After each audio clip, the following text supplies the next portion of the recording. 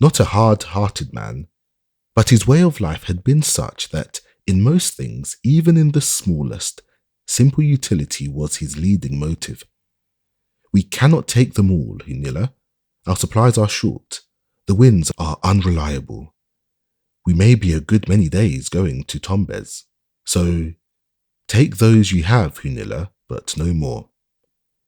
She was in the boat. The oarsmen too were seated, all save one, who stood ready to push off and then spring himself. With the sagacity of their race, the dogs now seemed aware that they were in the very instant of being deserted upon a barren strand. The gunwales of the boat were high.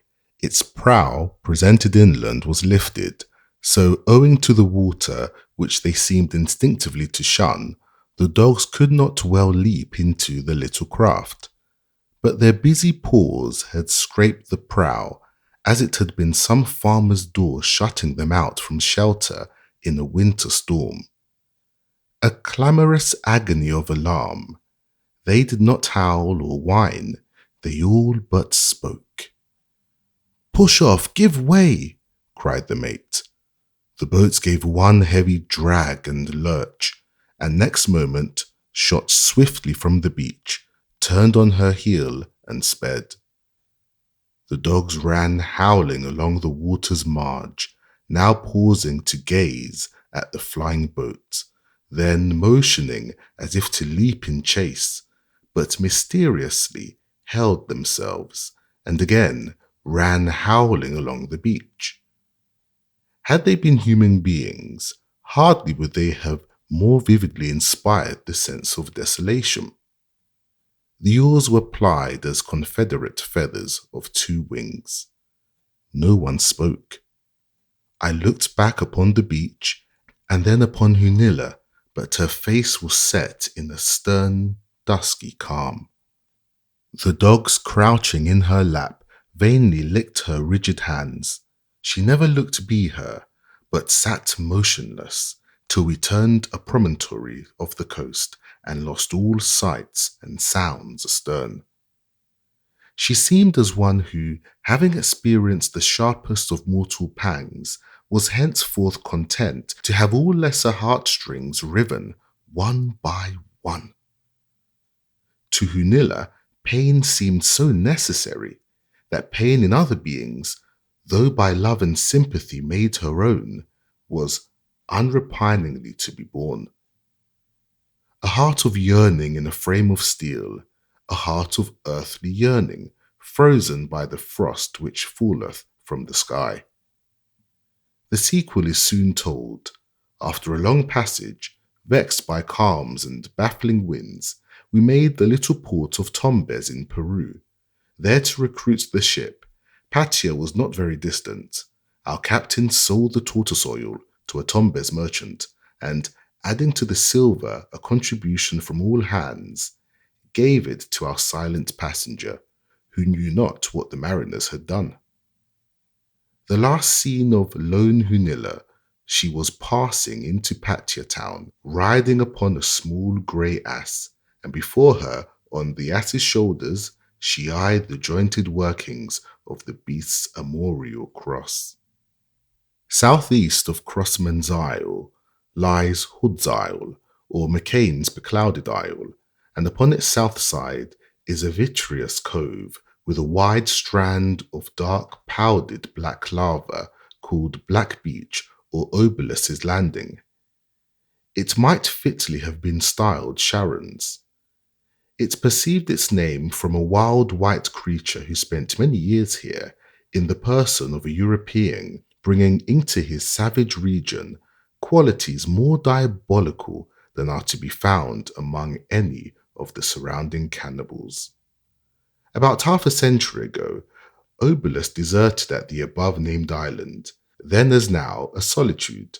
He built himself a den of lava and clinkers, about a mile from the landing, subsequently called after him in a vale or expanded gulch, containing here and there, among the rocks, about 2 acres of soil capable of rude cultivation, the only place on the isle not too blasted for that purpose.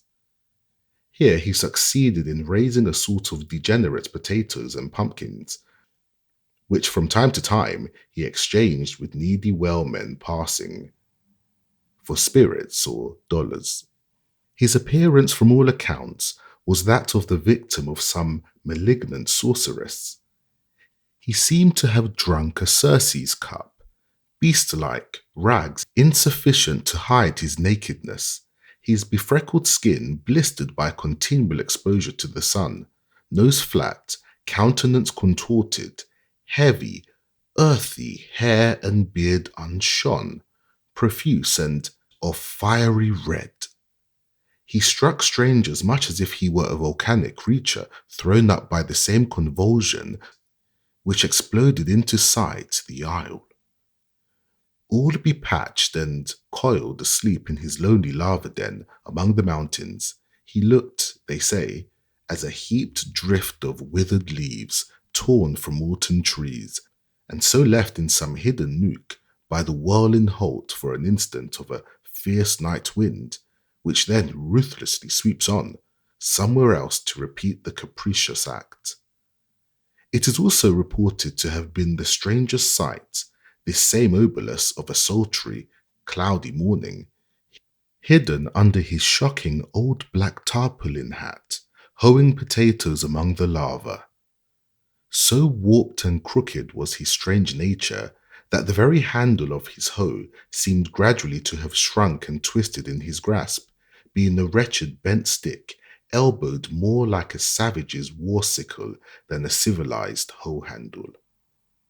It was his mysterious custom upon a first encounter with a stranger ever to present his back, possibly because that was his better side, since it revealed the least. If the encounter chanced in his garden, as it sometimes did, the new landed strangers, going from the seaside straight through the gorge to hunt up the queer green grocer, reported doing business here. Obolus for a time hoed on, unmindful of all greeting, jovial or bland, as the curious stranger would turn to face him. The recluse, hoe in hand, as diligently would avert himself, bowed over and sullenly revolving round his Murphy hill. Thus far for hoeing.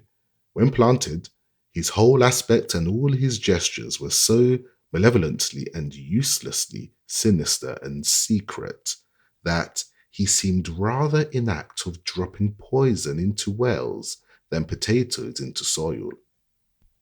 But among his lesser and more harmless marvels was an idea he ever had, that his visitors came equally as well led by longings to behold the mighty hermit Obolus in his royal state of solitude as simply to obtain potatoes or find whatever company might be upon a barren isle.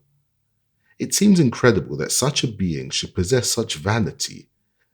A misanthrope, be conceited, but he really had his own notion, and upon the strength of it often gave himself amusing airs to captains. But after all, this is somewhat of a piece with the well-known eccentricity of some convicts, proud of that very hatefulness which makes them notorious. At other times, other unaccountable whim would seize him, and he would long dodge advancing strangers round the clinkered corners of his hut. Sometimes, like a stealthy bear, he would also slink through the withered thickets up the mountains and refuse to see the human face. Except his occasional visitors from the sea, for a long period, the only companions of Obolus were the crawling tortoises, and he seemed more than degraded to their level, having no desires for a time beyond theirs, unless it were for the stupor brought on by drunkenness, but sufficiently debased as he appeared. There yet lurked in him, only awaiting occasion for discovery, still a further proneness. Indeed, the sole superiority of Obolus over the tortoises was his possession of a larger capacity of degradation, and along with that, something like an intelligent will to it. Moreover, what is about to be revealed perhaps will show that selfish ambition, or the love of rule for its own sake, far from being the peculiar infirmity of noble minds, is shared by beings which have no mind at all. No creatures are so selfishly tyrannical as some brutes, as anyone who has observed the tenants of their pasture must occasionally have observed. This island's mine by Sycorax, my mother, said Obolus to himself, glaring round his haggard solitude. By some means, barter or theft, for in those days ships at intervals still kept touching at his landing. He obtained an old musket with a few charges of powder and ball. Possessed of arms, he was stimulated to enterprise, as a tiger that first feels the coming of its claws. The long habit of sole dominion over every object around him, his almost unbroken solitude, his never encountering humanity except on terms of misanthropic independence or mercantile craftiness, and even such encounters being comparatively but rare, all this must have gradually nourished in him a vast idea of his own importance, together with a pure animal sort of scorn for all the rest of the universe. The unfortunate Creole who enjoyed his brief term of royalty at Charles's Isle was perhaps in some degree influenced by not unworthy motives, such as prompt other adventurous spirits to lead colonists into distant regions and assume political preeminence over them. His summary execution of many of his Peruvians is quite pardonable, considering the desperate characters he had to deal with, while his offering canine battle to the branded rebels seems, under the circumstances, altogether just. But for this King Obolus and what shortly follows, no shade of palliation can be given. He acted out of mere delight in tyranny and cruelty, by virtue of a quality in him inherited from Sycorax, his mother. Armed now with that shocking blunderbuss, strong in the thought of being master of that horrid isle, he panted for a chance to prove his potency upon his first specimen of humanity which should fall unbefriended into his hands. Nor was he long without it. One day he spied a boat upon the beach, with one man, a negro, standing by it. Some distance off was a ship, and Obolus immediately knew how matters stood. The vessel had put in for the wood, but the boat's crew had gone into the thickets for it. From a convenient spot he kept watch of the boat, till presently a straggling company appeared, loaded with billets. Throwing these on the beach, they again went into the thickets, while the negro proceeded to load the boat. Obolus now makes all haste and accosts the negro, who, aghast at seeing any living being inhabiting such a solitude, and especially so horrific a one, immediately falls into a panic, not at all lessened by the ursine suavity of Obolus, who begs the favour of assisting him in his labours. The negro stands with several billets on his shoulder, in act of shouldering others, and Obolus, with a short cord concealed his bosom, kindly proceeds to lift those other billets to their place. In doing so, he persists in keeping behind the negro, who, rightly suspicious of this, in vain dodges about to gain the front of Obolus. But Obolus dodges also, till at last, weary of his bootless attempt at treachery, or fearful of being surprised by the remainder of the party, Obolus runs off a little space to a bush, and, fetching his blunderbuss, savagely commands the negro to desist work and follow him. He refuses, whereupon, presenting his piece, Obolus snaps at him. Luckily, the blunderbuss misses fire, but by this time, frightened out of his wits, the negro, upon a second intrepid summons, drops his billets, surrenders at discretion, and follows on. By a narrow defile familiar to him, Obolus speedily removes out of sight of the water. On their way up on the mountains, he exultantly informs the negro that henceforth he is to work for him and be his slave, and that his treatment would entirely depend on his future conduct. But Obolus, deceived by the first impulsive cowardice of the black, in an evil moment slackens his vigilance.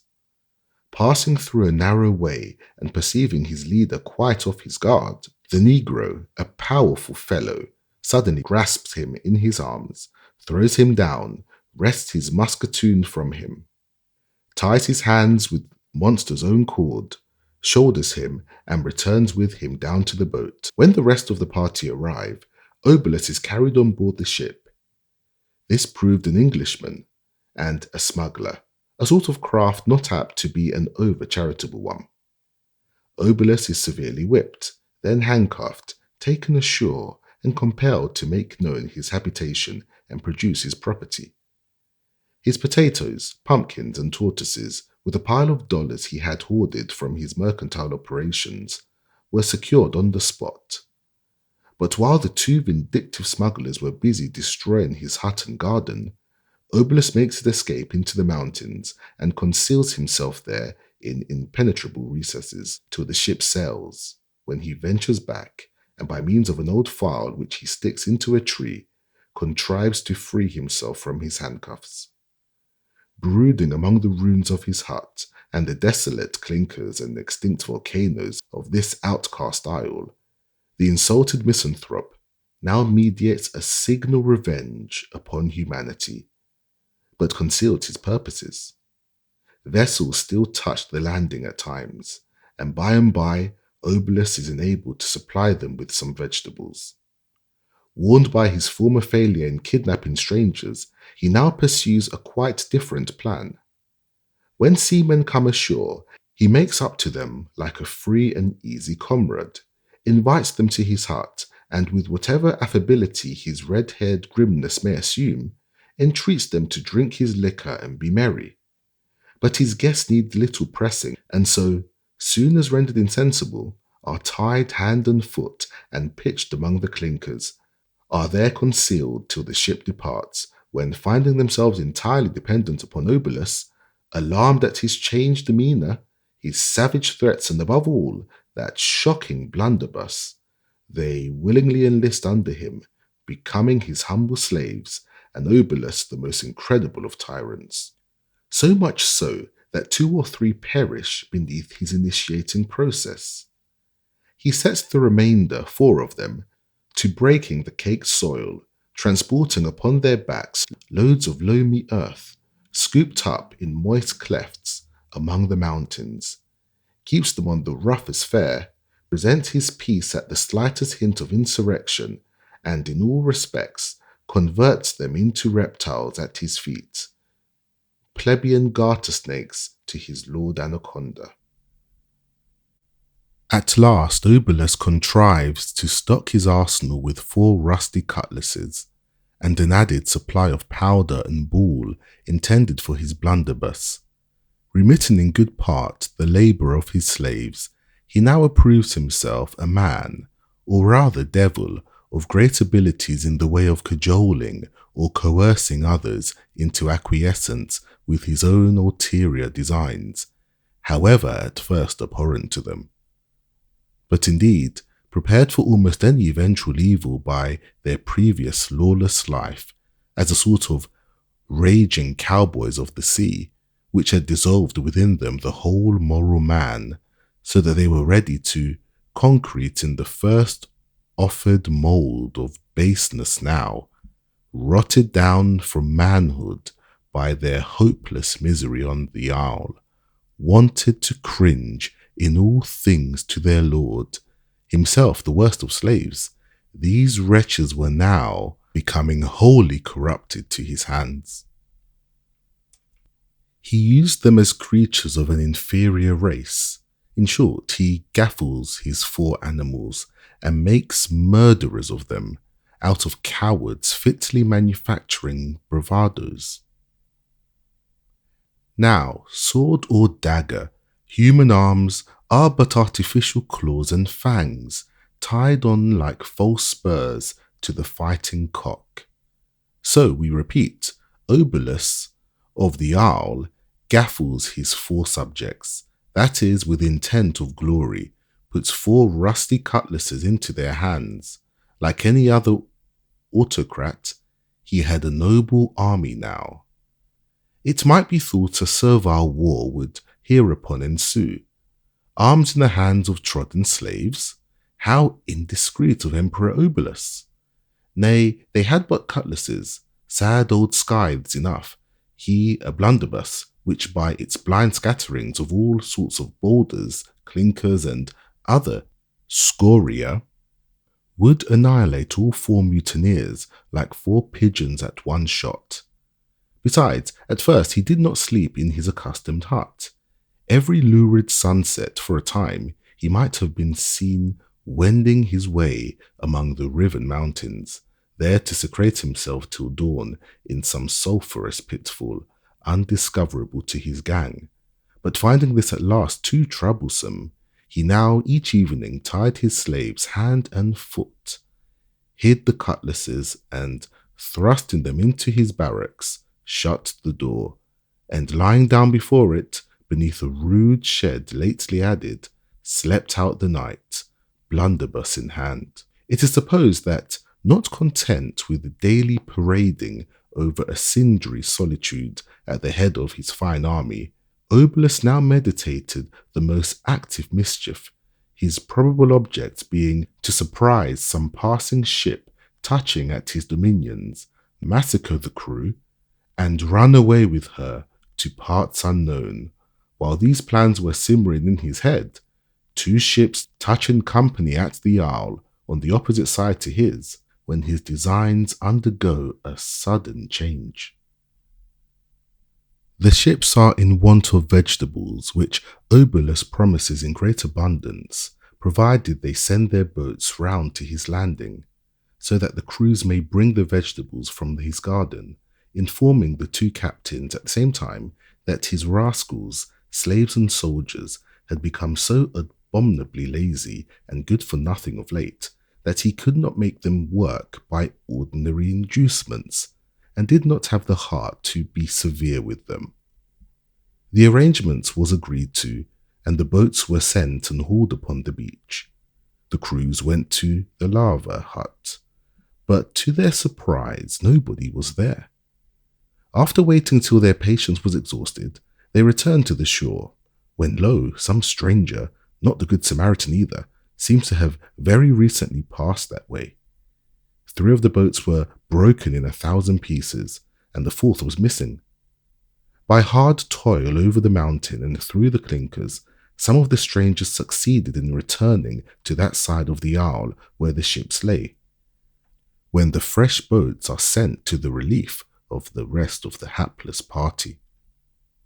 However amazed at the treachery of Obolus, the 2 captains, afraid of new and still more mysterious atrocities, and indeed half imputing such strange events to the enchantments associated with these isles, perceived no security but in instant flight, leaving Obolus and his army in quiet possession of the stolen boat. On the eve of sailing, they put a letter in a keg, giving the Pacific Ocean intelligence of the affair, and moored the keg in the bay. Some time subsequent, the keg was opened by another captain chancing to anchor there, but not until after he had dispatched a boat round to Obolus's landing. As may be readily surmised, he felt no little inquietude till the boat's return, when another letter was handed him, giving Obolus his version of the affair. The precious document had been found pinned half mildewed to the clinker wall of the sulphurous and deserted hut. It ran as follows, showing that Obolus was at least an accomplished writer and no mere boor, and what is more, was capable of the most tristful eloquence. Sir, I am the most unfortunate, ill-treated gentleman that lives. I am a patriot, exiled from my country by the cruel hand of tyranny. Banished to these enchanted isles, I have again and again besought captains of ships to sell me a boat, but always have been refused, though I offered the handsomest prices in Mexican dollars. At length, an opportunity presented of possessing myself of one, and I did not let it slip. I have been long endeavouring by hard labour and much solitary suffering to accumulate something to make myself comfortable in a virtuous, though unhappy old age, but at various times have been robbed and beaten by men professing to be Christians. Today I sail from the enchanted group in the good boat Charity bound to the Fiji Isles. Fatherless Obolus. P.S. Behind the clinkers, nigh the oven, you will find the old fowl. Do not kill it. Be patient. I leave it setting. If it shall have any chicks, I hereby bequeath them to you, whoever you may be, but don't count your chicks before they are hatched. The fowl proved a starveling rooster, reduced to a sitting posture by sheer debility. Obolus declares that he was bound to the Fiji Isles, but this was only to throw pursuers on the false scent. For after a long time he arrived alone in his open boat at Guayaquil. As his miscreants were never again beheld on Hood's Isle, it is supposed either that they perished for want of water on the passage to Guayaquil, or, what is quite as probable, were thrown overboard by Obolus when he found the water growing scarce. From Guayaquil, Obolus proceeded to Pater, and there, with that nameless witchery peculiar to some of the ugliest animals, wound himself into the affections of a tawny damsel, prevailing upon her to accompany him back to the enchanted isle, which doubtless he painted as a paradise of flowers, not a Tartarus of clinkers. But unfortunately for the colonization of Hood's Isle with a choice variety of animated nature, the extraordinary and devilish aspect of Obolus made him to be regarded in Pater as a highly suspicious character, so that being found concealed one night with matches in his pocket under the hull of a small vessel just ready to be launched, he was seized and thrown into jail. The jails in most South American towns are generally of the least wholesome sort, built on huge cakes of sunburnt brick and containing but one room, without windows or yard, and but one door heavily gated with wooden bars. They present both within and without the grimmest aspect. As public edifices are conspicuously stood upon the hot and dusty plaza, offering to view through the gratings their villainous and hopeless inmates, burrowing in all sorts of tragic squalor. And here, for a long time, Obolus was seen, the central figure of a mongrel and assassin band, a creature whom it is religion to detest, since it is philanthropy to hate a misanthrope. Note, they who may be disposed to question the possibility of the character above depicted are referred to the second volume of Porter's Voyage into the Pacific, where they will recognize many sentences, for expedition's sake, derived verbatim from thence, and incorporated here.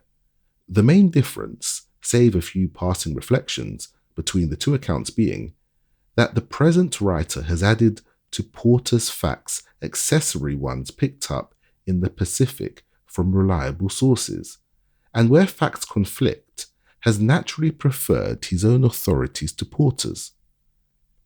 As, for instance, his authorities place Obolus on Hood's Isle, Porter's on Charles's Isle. The letter found in the hut is also somewhat different, for while the Incantadus he was informed that not only did it evince a certain clerkliness, but was full of the strangest satiric effrontery, which does not adequately appear in Porter's version. I accordingly altered it to suit the general character of its author.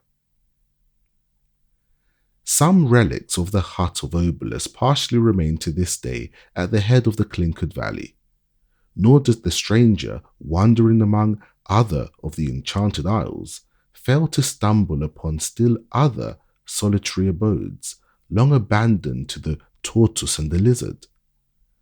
Probably few parts of earth have, in modern times, sheltered so many solitaries.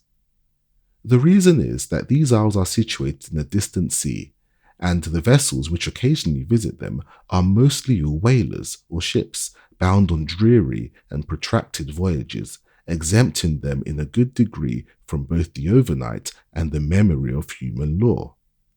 Such is the character of some commanders and some seamen that under the untoward circumstances, it is quite impossible that the scenes of unpleasantness and discord should occur between them. The sullen hatred and the tyrannic ship will seize the sailor, and he gladly exchanges it for the isles, which, though blighted as by a continual sirocco and burning breeze, still offer him, in their labyrinthine interior, a retreat beyond the possibility of capture. To flee the ship in any Peruvian or Chilean port, even the smallest and most rustical, is not unattended with great risk of apprehension, not to speak of jaguars. A reward of 5 pesos sends 50 dastardly Spaniards into the woods, who, with long knives, scour them day and night in eager hopes of securing their prey. Neither is it in general much easier to escape pursuit at the Isles of Polynesia. Those of them which have felt a civilizing influence present the same difficulty to the runaway with the Peruvian ports, the advanced natives being quite as mercenary and keen on knife and scent as the retrograde Spaniards, while owing to the bad odour in which all Europeans lie, in the minds of aboriginal savages who have chanced to hear aught of them, to desert the ships among primitive Polynesians is, in most cases, a hope not unforlorn. Hence the Enchanted Isles becomes the voluntary tarrying places of all sorts of refugees, some of whom too sadly experience the fact that flight from tyranny does not of itself ensure a safe asylum, far less a happy home. Moreover, it has not seldom happened that hermits have been made upon the Isles by the accidents incident to tortoise hunting.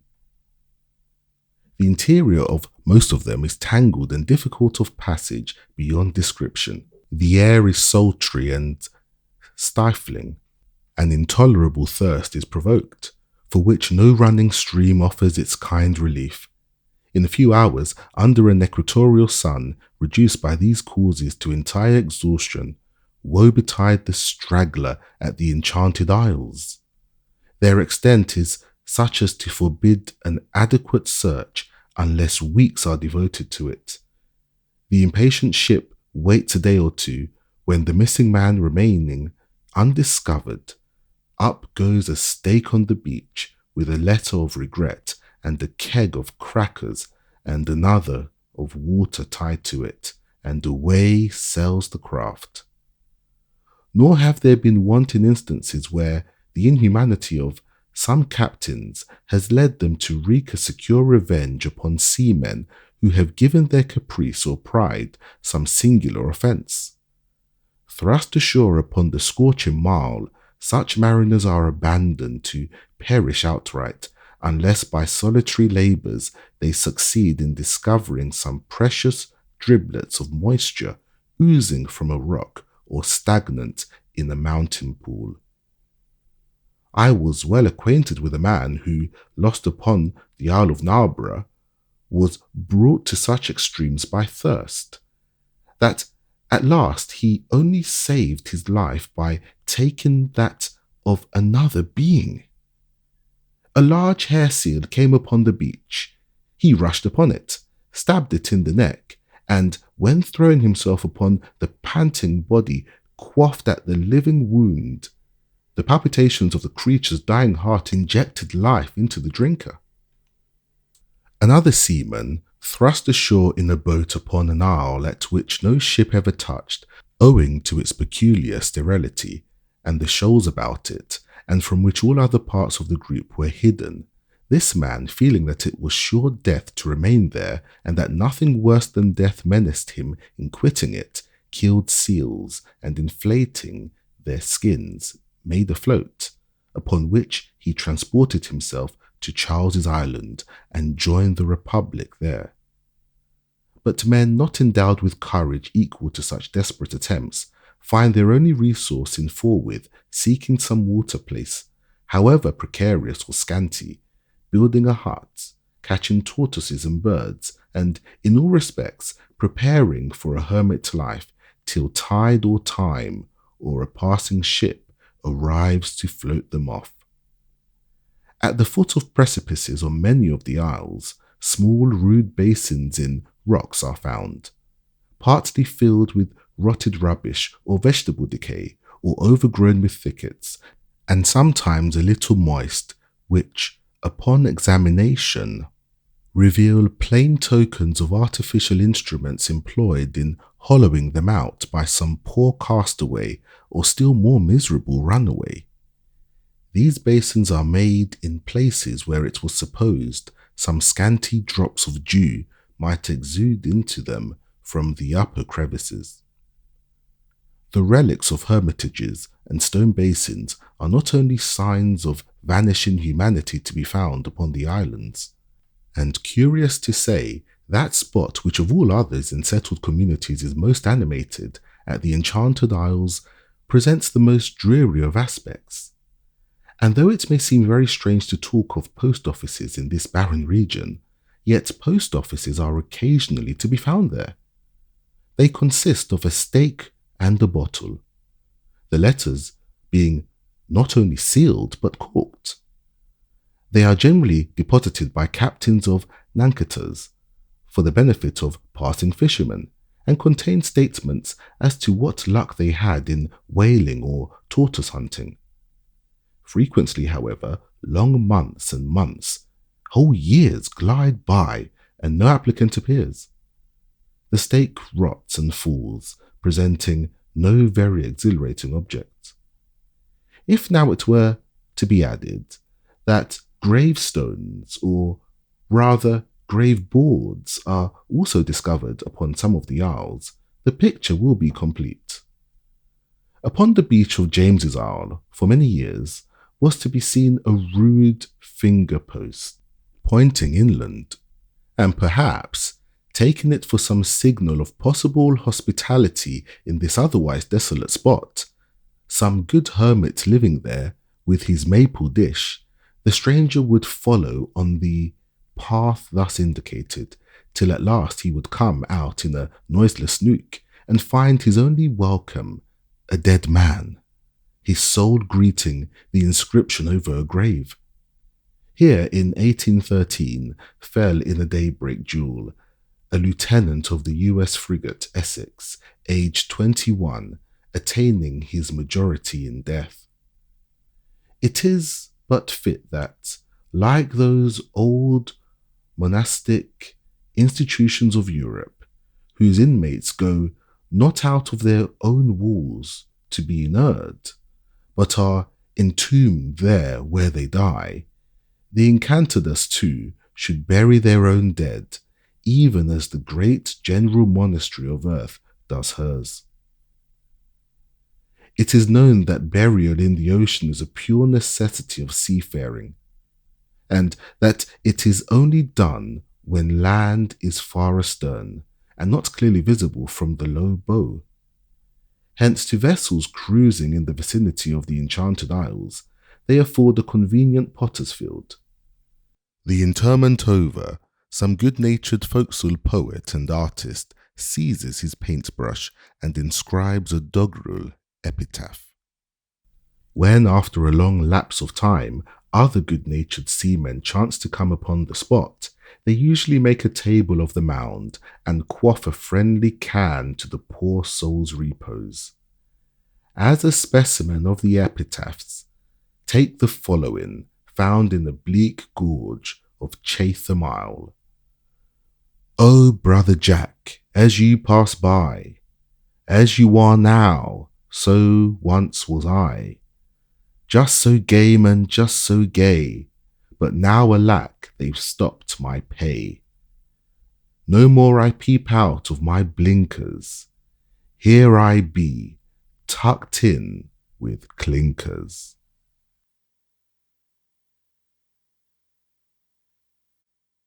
The Bell Tower.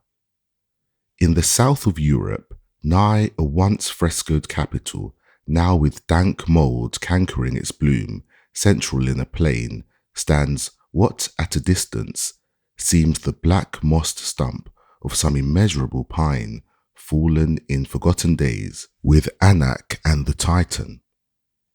As all along where the pine tree falls, its dissolution leaves a mossy mound, last flung shadow of the perished trunk, never lengthening, never lessening, unsubject to the fleet falsities of the sun, shade immutable, and true gauge which cometh by prostration, so westward from what seems the stump, one steadfast spear of lichened ruin veins the plain.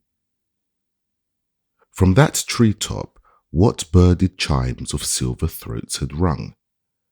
A stone pine, a metallic aviary in its crown, the bell tower, built by the great mechanician, the unblessed foundling, Banadonna. Like Babel's, its base was laid in a high hour of renovated earth, following the second deluge, when the waters of the Dark Ages had dried up, and once more the green appeared. No wonder that, after so long with deep submersion, the jubilant expectation of the race should, as with Noah's sons, soar into Shinar aspiration. In firm resolve, no man in Europe at that period went beyond Banadonna. Enriched through commerce with the Levant, the state in which he lived voted to have the noblest bell tower in Italy. His repute assigned him to be architect. Stone by stone, month by month, the tower rose, higher, higher, snail-like in pace, but torch or rocket in its pride. After the masons would depart, the builder, standing alone upon its ever-ascending summit, at close of every day, saw that he overtopped still higher walls and trees. He would tarry till late hour there, wrapped in schemes of other and still loftier piles. Those who of saints' days thronged the spot, hanging to the rude poles of scaffolding, like sailors on yards or bees on boughs, unmindful of lime and dust, and falling chips of stone. Their homage not the less inspirited him to self-esteem. At length the holiday of the tower came, to the sound of viols. The climax stone slowly rose in air, and amid the firing of ordnance was laid by Banadonna's hands upon the final course. Then mounting it, he stood erect, alone, with folded arms, gazing upon the white summits of blue inland Alps, and whiter crests of bluer Alps offshore. Invisible too from thence was that eye he turned below, when, like the cannon booms, came up to him the people's combustions of applause. That which stirred them so was, seeing with what serenity the builder stood there 300 feet in air, upon an unrailed perch. This none but he durst do. But his periodic standing upon the pile, in each stage of its growth, such discipline had its last result. Little remained now but the bells. These, in all respects, must correspond with their receptacle. The minor ones were prosperously cast. A highly enriched one followed, of a singular make, intended for suspension in a manner before unknown. The purpose of this bell, in its rotary motion and connection with the clockwork, also executed at the time, will in the sequel receive mention. In the one erection, bell tower and clock tower were united, though before that period such structures had commonly been built distinct. But it was upon the great state bell that the founder lavished his more daring skill. In vain did some of the less elated magistrates here caution him, saying that though truly the tower was titanic, yet limits should be set to the dependent weight of its swaying masses. But undeterred, he prepared his mammoth mould, dented with mythological devices, kindled his fires with balsamic furs, melted his tin and copper, and throwing in much plate, contributed by the public spirit of the nobles, let loose the tide.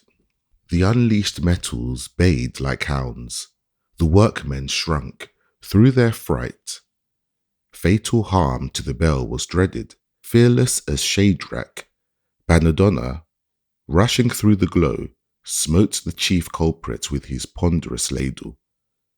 From the smitten part, a splinter was dashed into the seething mass and at once was melted in. Next day, a portion of the work was heedfully uncovered. All seemed right. Upon the third morning, with equal satisfaction, it was bared still lower. At length, like some old Theban king, the whole cool casting was disinterred. All was fair except in one strange spot, but as he suffered no one to attend him in these inspections, he concealed the blemish by some preparation which none knew better to devise. The casting of such a mass was deemed no small triumph for the caster, one too in which the state might not scorn to share.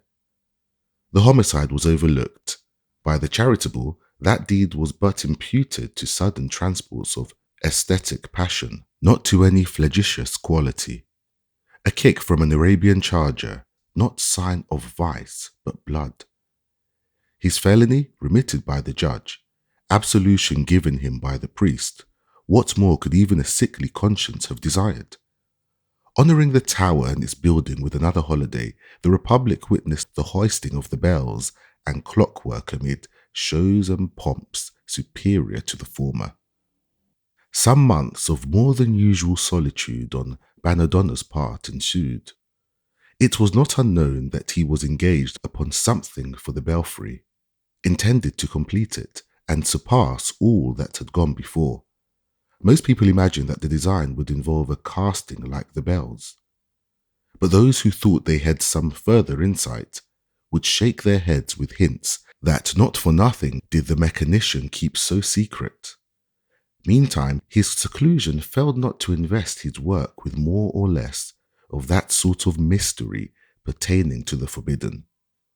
Ere long he had a heavy object hoisted to the belfry, wrapped in a dark sack or cloak. A procedure sometimes had in the case of an elaborate piece of sculpture or statue which, being intended to grace the front of a new edifice, the architect does not desire exposed to critical eyes till set up, finished in its appointed place.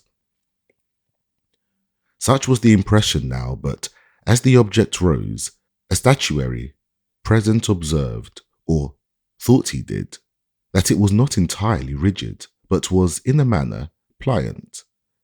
At last, when the hidden thing had attained its final height and, obscurely seen from below, seemed almost of itself to step into the belfry, as if with little assistance from the crane, a shrewd old blacksmith present ventured the suspicion that it was but a living man.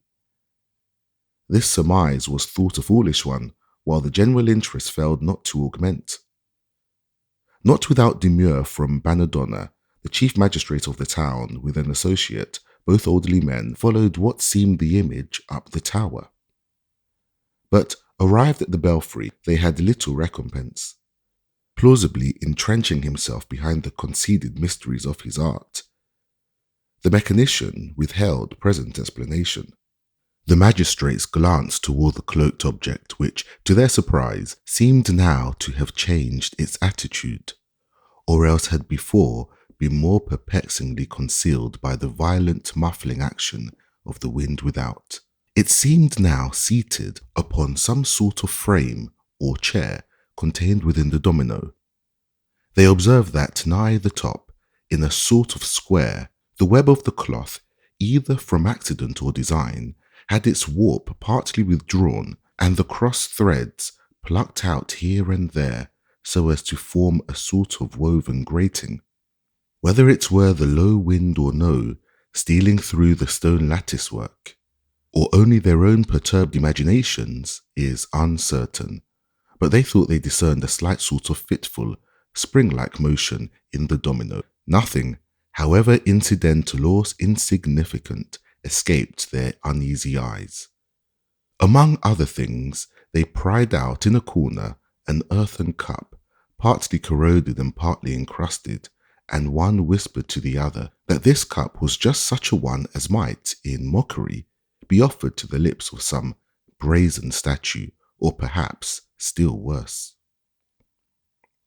But being questioned, the mechanician said that the cup was simply used in the founder's business and described the purpose in short, a cup to test the condition of metals in fusion. He added that it had got into the belfry by the merest chance. Again and again they gazed at the domino, as at some suspicious incognito at a Venetian mask. All sorts of vague apprehensions stirred them. They even dreaded lest, when they should descend, the mechanician, though without a flesh and blood companion, for all that, would not be left alone. Affecting some merriment at their disquietude, he begged to relieve them by extending a coarse sheet of workman's canvas between them and the object. Meantime, he sought to interest them in his other work, nor, now that the domino was out of sight, did they long remain insensible to the artistic wonders lying round them, wonders hitherto beheld but in their unfurnished state, because, since hoisting the bells, none but the caster had entered within the belfry. It was one trait of his that, even in details, he would not let another do what he could, without too great loss of time, accomplished for himself. So, for several preceding weeks, whatever hours were unemployed in his secret design had been devoted to elaborating the figures on the bells. The clock bell in particular now drew attention. Under a patient chisel, the latent beauty of its enrichments, before obscured by the cloudings incident to casting, that beauty in the shyest grace, was now revealed. Round and round the bell, 12 figures in gay girls, garlanded hand in hand, danced in a choral ring the embodied hours. "Banadonna," said the chief, "this bell excels all else. No added touch could here improve." Hark! Hearing a sound. "Was that the wind?" "The wind! Excellenza," was the light response. "But the figures, they are not yet without their faults. They need some touches yet. When those are given, and the block yonder, pointing towards the canvas screen, when Herman there, as I merrily call him, when Herman is fixed on this, his lofty tree, then, gentlemen, will I be most happy to receive you here again." The equivocal reference to the object caused some return of restlessness. However, on their part, the visitors forbore further allusion to it, unwilling perhaps to let the foundling see how easily it laid within his plebeian art to stir the placid dignity of nobles. "Well, Banadonna," said the chief, "how long ere are you ready to set the clock going, so that the hour shall be sounded? Our interest in you, not less than the work itself, makes us anxious to be assured of your success. The people, too. Why, they are shouting now. Say the exact hour when you will be ready." "Tomorrow, Excellenza. You will listen for it. Or should you not? All the same, strange music will be heard. The stroke of one shall be the first from yonder bell," pointing to the bell adorned with girls and garlands. "The stroke shall fall there, where the hand of Una clasps Drua's. The stroke of one shall sever that loved clasp. Tomorrow then at 1 o'clock, as struck here, precisely here," advancing and placing his finger upon the clasp, "the poor mechanic will be most happy to give you liege audience in this his littered shop. Farewell till then, illustrious magnificos, and hark ye for your vassal's stroke." His still, volcanic face hiding its burning brightness like a forge, he moved with ostentatious deference toward the scuttle, as if so far to escort their exit. But the junior magistrate, a kind-hearted man, troubled at what seemed to him a certain sardonical disdain lurking beneath the foundler's humble mien, and in Christian sympathy more distressed at it on his account than on his own, dimly surmising what might be the final fate of such a cynic solitaire, Not perhaps uninfluenced by the general strangeness of surrounding things, this good magistrate had glanced sadly sideways from the speaker, and thereupon his foreboding eye had started at the expression of the unchanging face of the hour Una. "How is this, Banadonna?" he lowly asked. "Una looks unlike her sisters." "In Christ's name, Banadonna," impulsively broke in the chief, his attention, for the first attracted to the figure by his associate's remark. "Una's face looks just like that of Deborah, the prophetess, and painted by the Florentine Delphonica."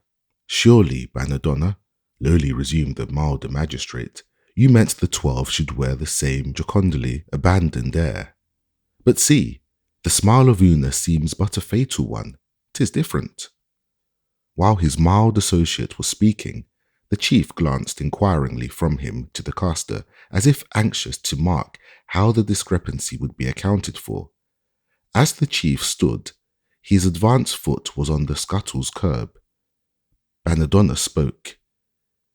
"Excellenza, now that following your keener eye, I glance upon the face of Una, I do indeed perceive some little variance.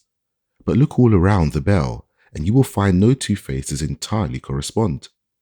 Because there is a law in art, but the cold wind is rising more. These lattices are but a poor defence. Suffer me, magnificos, to conduct you at least partly on your way. Those in whose well-being there is a public stake should be heedfully attended." "Touching the look of Una, you were saying, Banadonna, that there was a certain law in art," observed the chief, as the three now descended the stone shaft. "Pray tell me then." "Pardon, another time, Excellenza. The tower is damp." "Nay, I must rest and hear it now. Here is a wide landing, and through this leeward slit no wind but ample light. Tell us of your law, and at large." "Since, Excellenza, you insist, know that there is a law in art which bars the possibility of duplicates. Some years ago, you may remember, I graved a small seal for your republic, bearing for its chief device the head of your own ancestor, its illustrious founder. It's becoming necessary for the customs use to have innumerable impressions for bells and boxes. I graved an entire plate containing 100 of the seals. Now, though indeed my object was to have those 100 heads identical, and though, I dare say, people think them, so yet, upon closely scanning an uncut impression from the plate, no two of those 50 faces side by side will be found alike. Gravity is the air of all, but diversified in all. In some benevolent, in some ambiguous, in 2 or 3, to a close scrutiny, all but incipiently malign, the variation of less than a hair's breadth in the linear shadings round the mouth, sufficing to all this. Now, Excellenza, transmute that general gravity into joyousness, and subject it to 12 of those variations I have described. And tell me, will you not have my hours here, and Una one of them? But I like. Hark, is that a footfall above? Mortar, Excellenza. Sometimes it drops to the belfry floor from the arch where the stonework was left undressed. I must have it seen to. As I was about to say, for one, I like this law forbidding duplicates. It evokes fine personalities. Yes, Excellenza, that strange and, to you, uncertain smile and those forelooking eyes of Una suit Banadonna very well. Hark, sure we left no soul above? No soul, Excellenza. Rest assured, no soul. Again, the mortar. It fell not while we were there. Ah, in your presence, it better knew its place, Excellenza. Blandly bowed Banadonna. But Una, said the milder magistrate, she seemed intently gazing on you. One would have almost sworn that she picked you out from among us 3. If she did, possibly it might have been her finer apprehension, Excellenza. How, Banadonna? I do not understand you. No consequence, Excellenza, but the shifted wind is blowing through the slit. Suffer me to escort you on, and then, pardon, but the toiler must to his tools. "It may be foolish, signor," said the milder magistrate, as from the third landing the two now went down unescorted. "But somehow our great mechanician moves me strangely. Why, just now, when he so superciliously replied, 'His walk seems Cicero's, God's vain foe,' in Delphonica's painting, and that young sculptured Deborah too. Eh, and that, tush, tush, signor," returned the chief. "A passing whim, Deborah. Where's Jael, pray?" "Ah," said the other, as they now stepped upon the sod. "Ah, signor, I see you leave your fears behind you with the chill and gloom, but mine, even in this sunny air, remain." It was a sound from just within the tower door, whence they had emerged. Turning, they saw it closed. "He has slipped down and barred us out," smiled the chief, "but it is his custom."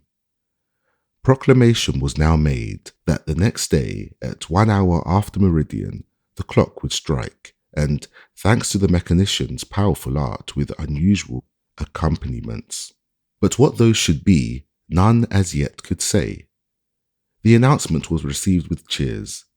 By the looser sort who encamped about the tower all night, lights were seen gleaming through the topmost blindwork, only disappearing with the morning sun. Strange sounds, too, were heard, or were they thought to be, by those whom anxious watching might not have left mentally undisturbed, sounds not only of some ringing implement, but also, so they said, half-suppressed screams and plainings, such as might have issued from some ghostly engine overplied.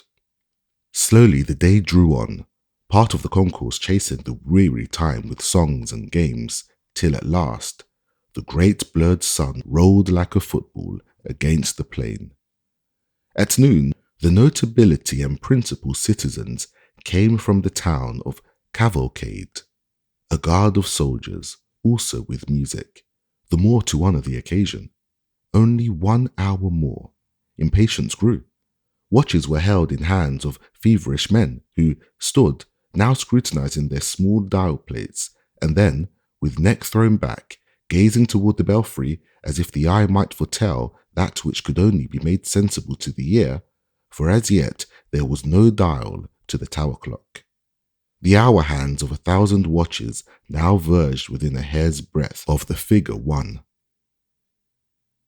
A silence, as the expectation of some Shiloh, pervaded the swarming plain.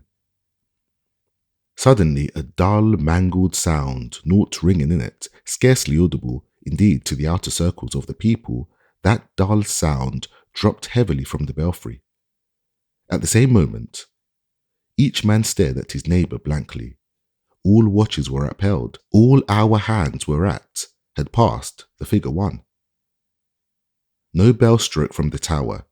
The multitude became tumultuous. Waiting a few moments, the chief magistrate, commanding silence, held the belfry to know what thing unforeseen had happened there. No response. He held again and yet again, and continued hushed. By his order, the soldiers burst in the tower door, when stationing guards to defend it from the now surging mob. The chief, accompanied by his former associate, climbed the winding stairs. Halfway up, they stopped to listen. No sound.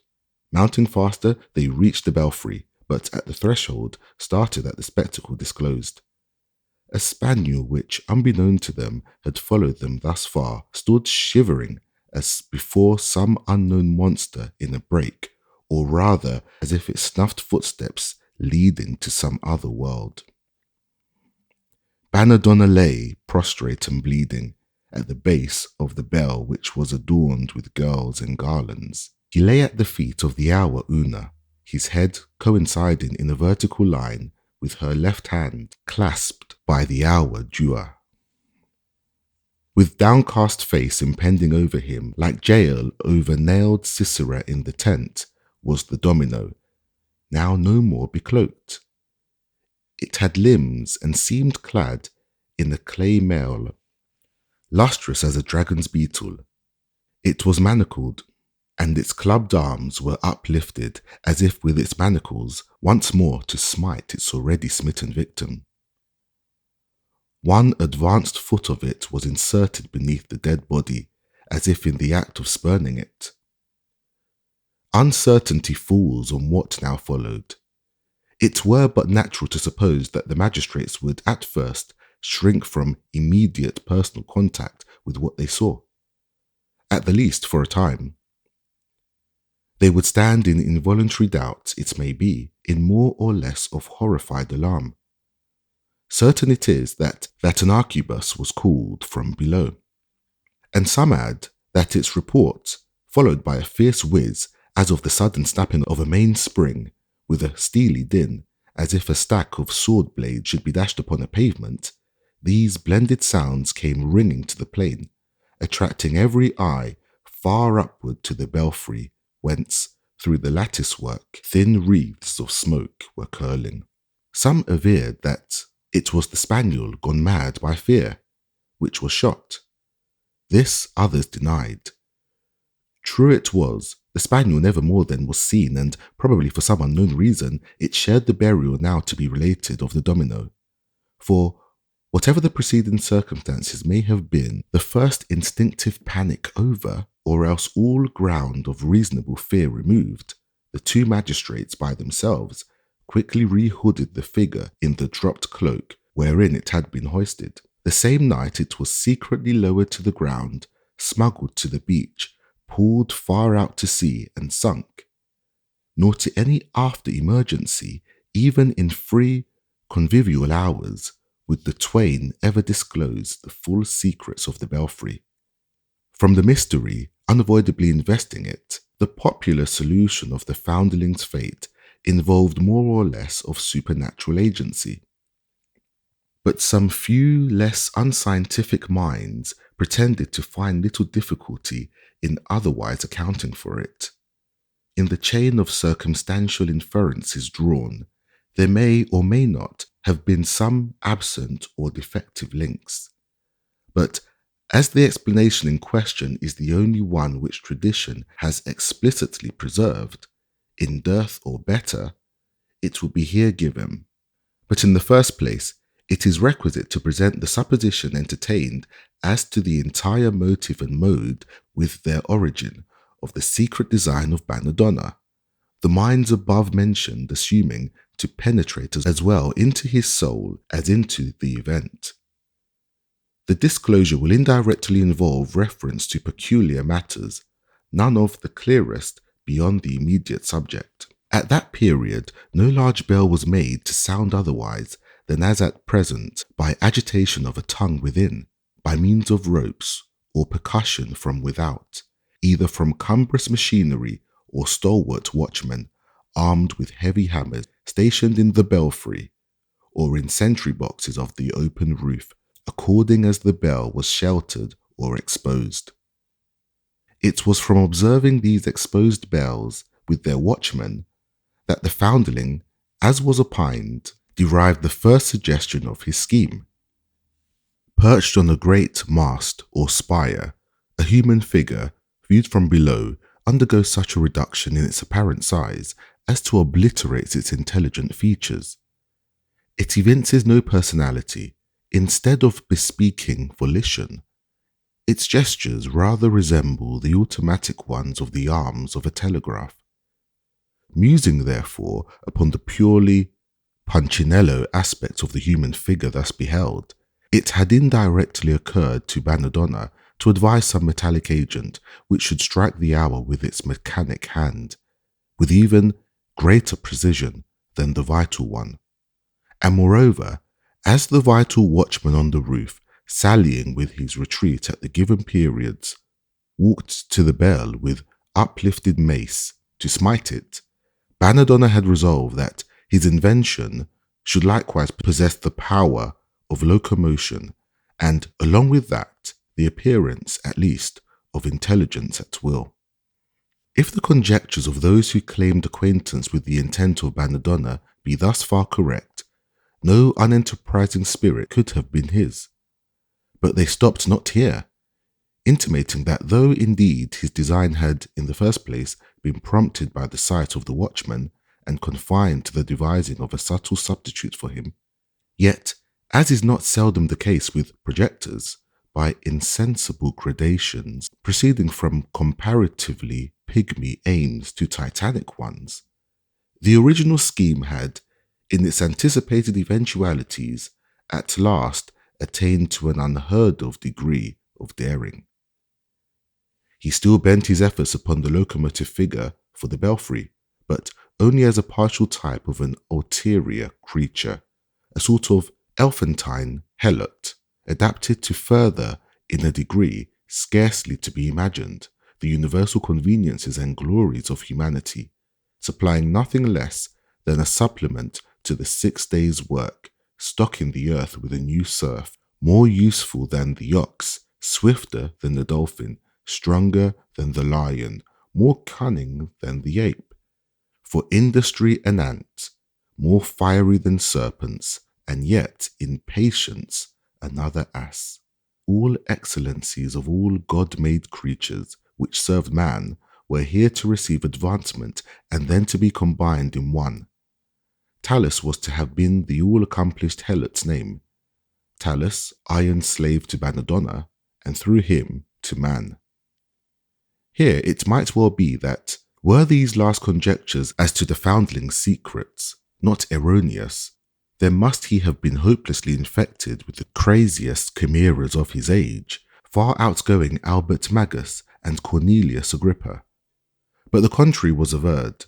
However marvellous his design, however apparently transcending not alone the bounds of human invention, but those of divine creation, yet the proposed means to be employed were alleged to have been confined within the sober forms of sober reason.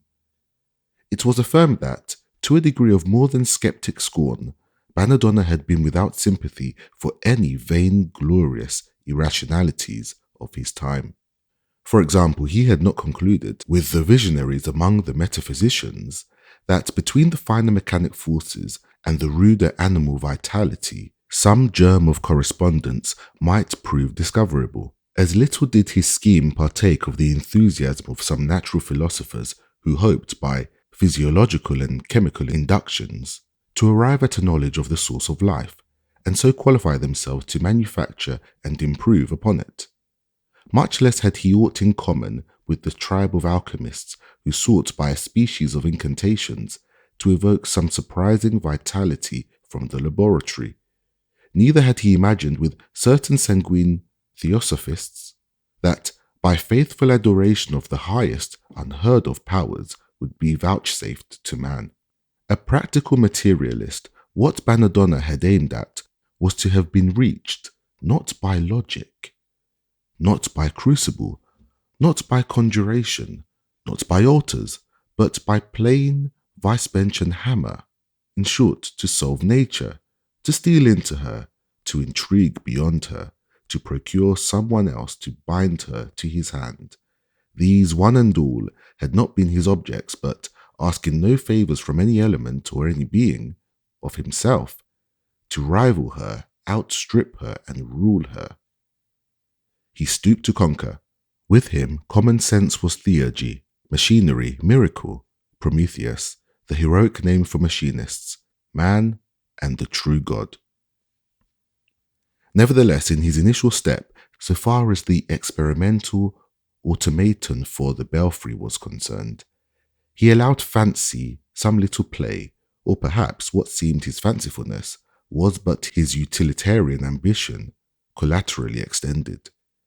In figure, the creature for the belfry should not be likened after the human pattern, nor any animal one, nor after the ideals, however wild, of ancient fable, but equally in aspect, as in organism, be an original production, the more terrible to behold, the better. Such then were the suppositions as to the present scheme and the reserved intent. How at the very threshold so unlooked for a catastrophe overturned all, or rather, what was the conjecture here is now to be set forth. It was thought that on the day preceding the fatality, his visitors having left him, Banadonna had unpacked the belfry image, adjusted it, and placed it in the retreat provided, a sort of sentry box in one corner of the belfry. In short, Throughout the night and for some part of the ensuing morning, he had been engaged in arranging everything connected with the domino. The issuing of the sentry box, each 60 minutes, sliding along a grooved way like a railway advancing to the clock bell, with uplifted manacles striking it at one of the 12 junctions of the 4 and 20 hands, then wheeling, circling the bell and retiring to its posts.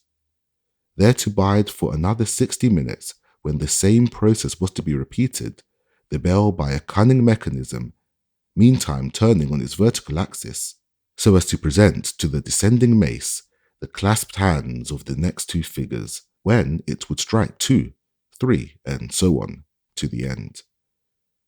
The musical metal in this time bell being so managed in the fusion by some art, perishing with its originator, that each of the clasps of the 4 and 20 hands should give forth its own peculiar resonance when parted. But on the magic metal, the magic and metallic stranger never struck but that one stroke, drove but that one nail, served but that one clasp, by which Bannadonna clung to his ambitious life. For after winding up the creature in the sentry box, so that for the present, skipping the intervening hours, it should not emerge till the hour of 1, but should then infallibly emerge, and after deftly oiling the grooves whereon it was to slide, it was surmised that the mechanician must then have hurried to the bell to give his final touches to the sculpture. True artist, he here became absorbed, and absorption still further intensified, it may be, by his striving to abate that strange look of Una, which, though before others he had treated with such unconcern, might not in secret have been without its thorns. And so, for the interval, he was oblivious of his creature, which, not oblivious of him, and true to its creation, and true to its heedful winding up, left its post precisely at the given moment, along its well-oiled route, slid noiselessly towards its mark, and, aiming at the hand of Una, to ring one clangorous note, dully smote the intervening brain of Bannadonna, turned backwards to it, the manacled arms then instantly upspringing to their hovering poise. The falling body clogged the thing's return, so there it stood, still impending over Bannadonna, as if whispering some post-mortem terror. The chisel lay dropped from the hand, but beside the hand the oil flask spilled across the iron track. In his unhappy end, not mindful of the rare genius of the mechanician, the Republic decreed him a stately funeral. It was resolved that the great bell, the one whose casting had been jeopardized through the timidity of the ill-starred workman, should be rung upon the entrance of the bier into the cathedral. The most robust man of the country round was assigned the office of bell ringer. But as the pallbearers entered the cathedral porch, naught but a broken and disastrous sound, like that of some lone alpine landslide, fell from the tower upon their ears, and then all was hushed. Glancing backwards, they saw the groined belfry crashed sideways in. It afterwards appeared that the powerful peasant who had the bell rope in charge, wishing to test at once the glory full of the bell, had swayed down upon the rope with one concentrated jerk.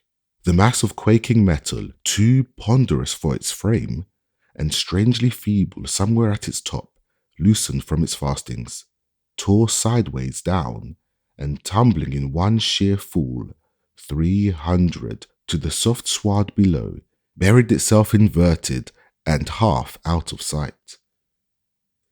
Upon its disinterment, the main fracture was found to have started from a small spot in the ear, which, being scraped, revealed a defect deceptively minute in the casting, which defect must subsequently have been pasted over with some unknown compound. The molten metal soon reassumed its place in the tower's repaired superstructure.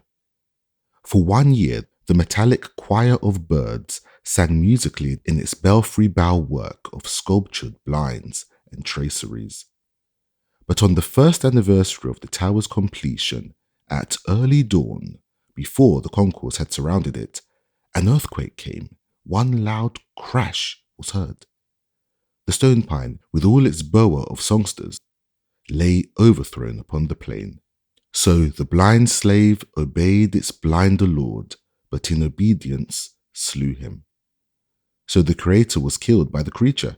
So the bell was too heavy for the tower. So the bell's main weakness was where man's blood had flawed it, and so pride went before the fall.